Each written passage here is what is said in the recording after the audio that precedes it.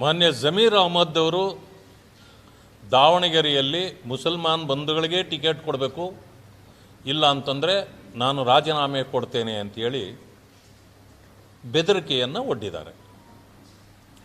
ಇದಕ್ಕೆ ಕಾಂಗ್ರೆಸ್ಸು ಸೊಪ್ಪು ಹಾಕಿಲ್ಲ. ಸುರ್ಜೇವಾಲ್ ಅವರು ಬೇಕಿದ್ದರೆ ನೀವು ಕೊಟ್ಟು ಹೋಗಿ ಅಂತೇಳಿ. ನಾನು ಹೇಳ್ತಕ್ಕಂಥದ್ದು ಒಂದು ವಿಷಯ, ಹಿಂದೆ ಕಾಂಗ್ರೆಸ್ನಲ್ಲಿ ಎಲ್ಲ ಜಿಲ್ಲೆಗಳ ಹೆಡ್ ಕ್ವಾರ್ಟರು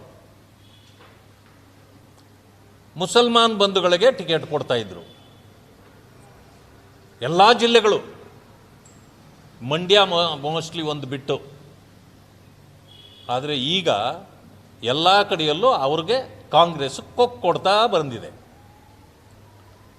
ದಾವಣಗೆರೆ ಯಾವಾಗಲೂ ಮುಸ್ಲಿಮರಿಗೆ ಕೊಡ್ತಾ ಇದ್ರು, ಹೆಚ್ಚು ಜನಸಂಖ್ಯೆ ಕೂಡ ಇದೆ.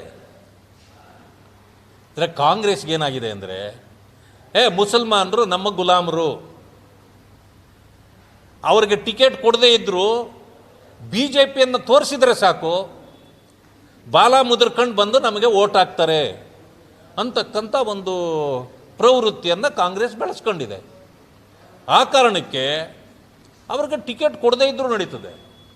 ಆಮೇಲೆ ಮುಸಲ್ಮಾನರಲ್ಲೂ ಕೆಲವರು ಮುಖಂಡರುಗಳಿದ್ದಾರೆ, ಅವರು ಕೊನೆಯವರೆಗೂ ಕೇಳಿ ನೋಡ್ತಾರೆ.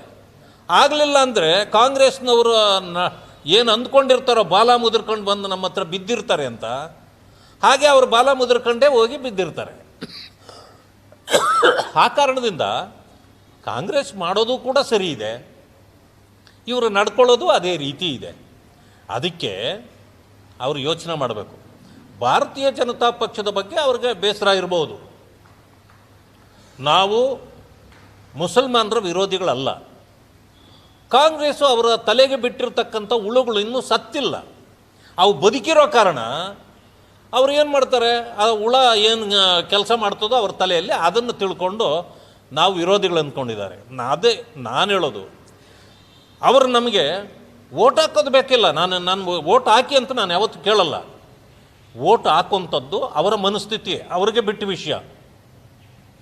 ನಾವೇನು ಇಡೀ ದೇಶದಲ್ಲಿ ನಾವು ಇವತ್ತು ಅಧಿಕಾರದಲ್ಲಿದ್ದೀವಿ, ದೇಶವನ್ನು ಆಳ್ತಾ ಇರ್ತಕ್ಕಂಥವರು ಮಾನ್ಯ ಮೋದಿಜಿಯವರು, ಅವರೇನು ಬಹಳ ದೊಡ್ಡ ಸಮುದಾಯ ಅಲ್ಲ, ಅವರೂ ಕೂಡ ಹಿಂದುಳಿದವರೇ. ಯಾವ ರೀತಿ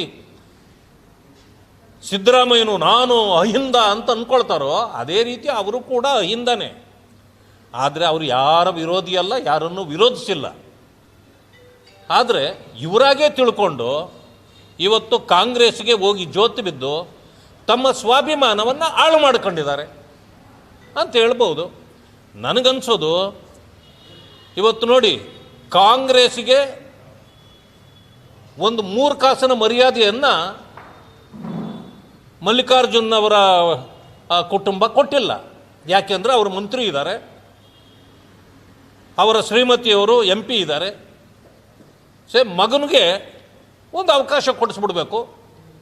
ನೀವೇನಾದರೂ ಕೊಡಲಿಲ್ಲ ಟಿಕೆಟ್ ಅಂತಂದ್ರೂ ನಿಮ್ಮನ್ನು ನಾವು ಕೇರ್ ಮಾಡಲ್ಲ, ನೀವು ಅನೌನ್ಸ್ ಮಾಡಿರಿ ಬಿಡಲಿ, ನಾನು ಈಗಾಗಲೇ ನಾಮಿನೇಷನ್ ಮಾಡ್ತೀನಿ ಅಂತೇಳಿ ಕಾಂಗ್ರೆಸ್ಗೆ ಚಾಲೆಂಜ್ ಮಾಡಿ ಈಗಾಗಲೇ ನಾಮಿನೇಷನ್ ಕೂಡ ಅವರು ಮಾಡಿದ್ದಾರೆ. ಈಗ ಕಾಂಗ್ರೆಸ್ಸು ಅನಿವಾರ್ಯವಾಗಿ ಬಹುಶಃ ಅವರಿಗೆ ಕೊಡಬೇಕಾಗ್ಬೋದು. ಯಾಕಂತಂದರೆ ನೀವು ಅವ್ರ ಮರ್ಯಾದೆ ಕಳೆದರೆ ಅವ್ರು ನಿಮ್ಮ ಮರ್ಯಾದೆ ಕಳೀತಾರೆ ಅನ್ನೋ ಕಾರಣಕ್ಕೆ.